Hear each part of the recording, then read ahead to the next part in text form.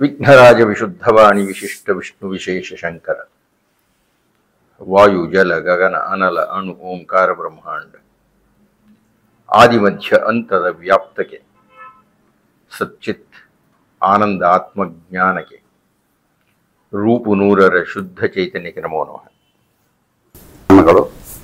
ನಾನು ನಾಗರಾಜ್ ಕುಲಕರ್ಣಿ ಅಂತ ನಿವೃತ್ತ ಜಿಲ್ಲಾ ನ್ಯಾಯಾಧೀಶ, ರೋಣದವನು. ಈಗ ಹುಬ್ಬಳ್ಳಿಯಲ್ಲಿ ಇರ್ತೇನೆ.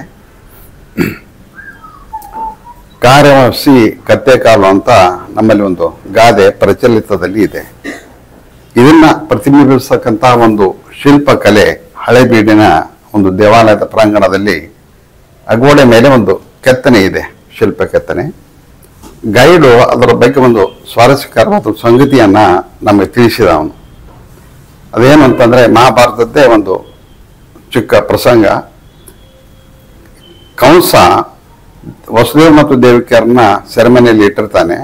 ಹುಟ್ಟುವ ಪ್ರತಿ ಮಗುವನ್ನು ಕೂಡ ಕೊಲ್ತಾ ಇರ್ತಾನೆ. ಇದನ್ನ ಸೂಚನೆ ಕೊಡ್ತಕ್ಕಂಥ ಕೆಲಸಕ್ಕೆ ತನ್ನ ರಾಜಭಟ್ರನ್ನೇ ನೇಮಿಸಿರ್ತಾನೆ. ಆದರೆ ಅವನು ಸಂಶಯ ಪಿಶಾಚಿ. ತನ್ನ ವಿಶ್ವಾಸಿಕ ಭಟ್ರ ಮೇಲೂ ಕೂಡ ಅವನಿಗೆ ವಿಶ್ವಾಸ ಇಲ್ಲ. ಅದಕ್ಕಾಗಿ ಒಂದು ಗಾರ್ಧವವನ್ನು ಕೂಡ ನೇಮಿಸಿರ್ತಾನೆ ಅವನು ಈ ಕೆಲಸಕ್ಕೆ ಅಂತ. ಆ ಗಾರ್ಧವಕ್ಕೆ ಏನು ಸೂಚನೆ ಅಂತಂದ್ರೆ, ಯಾವುದೇ ಮಗು ಜನನ ಆಯಿತು ಅಂದ್ರೆ ಆ ಸೂಚನೆಯನ್ನು ಗಾರ್ಧನು ಕೊಡಬೇಕು ಅಂತ. ಅದು ಪಾಲಿಸ್ತಾನ ಬರ್ತಾ ಇದೆ.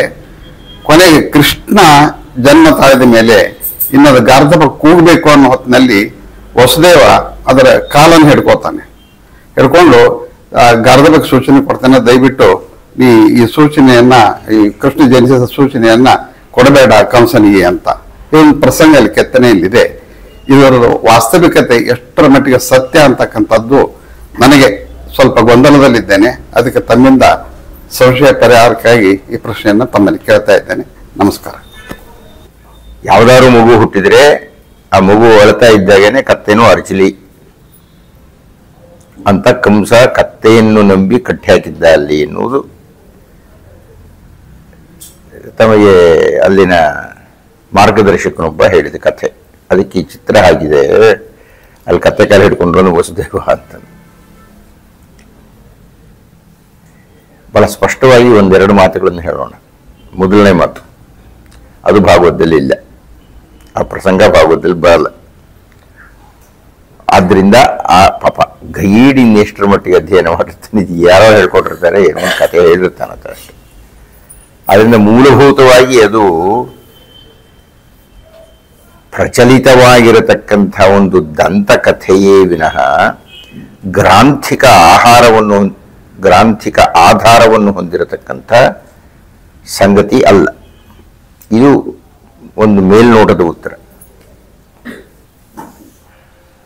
ಆದರೆ ನಿಮ್ಮ ಪ್ರಶ್ನೆಯನ್ನು ತುಂಬ ಆಳವಾಗಿ ಅಧ್ಯಯನ ಮಾಡಿದ್ರಿ.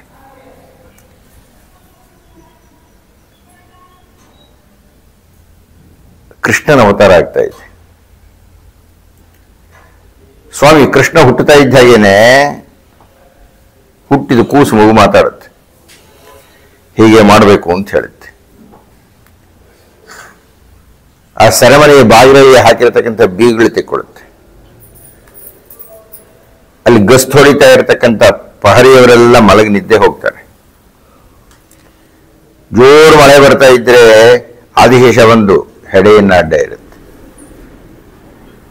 ದಾರಿಯಲ್ಲಿ ಹರಿತಾ ಇರತಕ್ಕಂಥ ಯಮುನಾ ನದಿ ಇಬ್ಬಾಗ ಜಾಗ ಬಿಟ್ಕೊಡುತ್ತೆ, ಹೋಗಯ್ಯ ನೀನು ಅಂತ. ಇಷ್ಟೆಲ್ಲ ಮಾಡೋ ಕೃಷ್ಣ ಕತ್ತೆ ಬಾಯಿ ಮುಚ್ಚೋಕ್ಕಾಗಲ್ಲೇನ್ರಿ?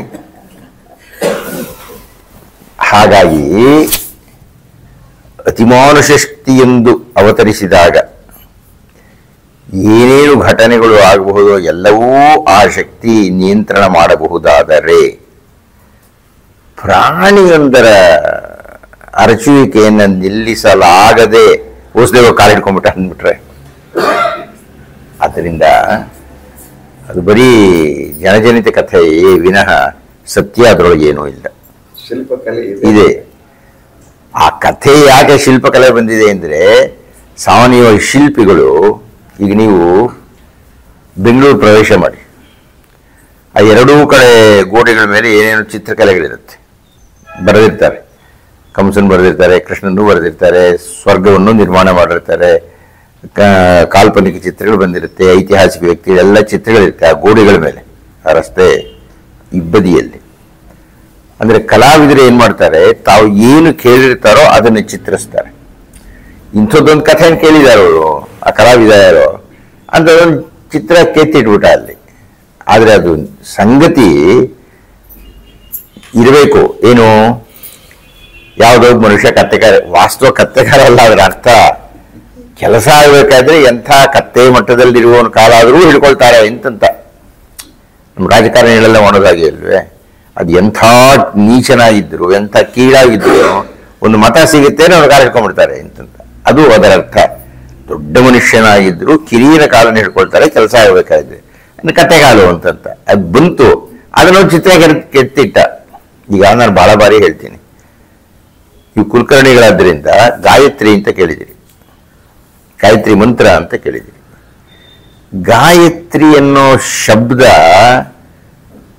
ಛಂದಸ್ಸಿಗೆ ಇದೆಯೇ ಆಗಲಿ, ಒಬ್ಬ ದೇವತೆ ಇಲ್ಲ.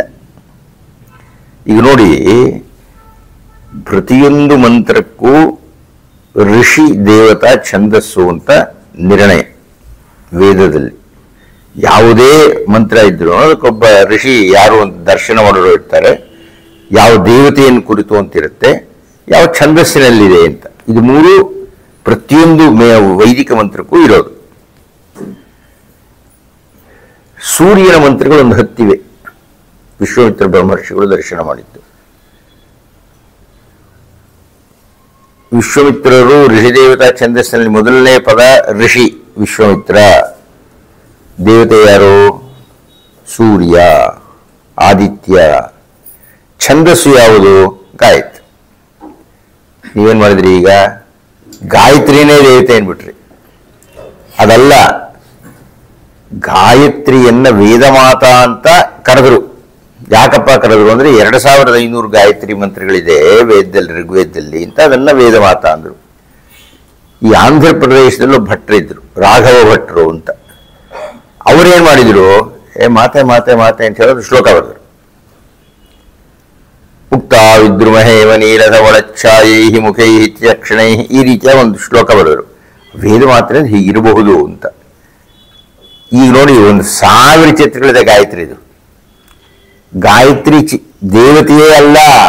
ನಿಮ್ಗೆ ಅರ್ಥ ಆಗ್ತಾ ಇದೆಯಾ?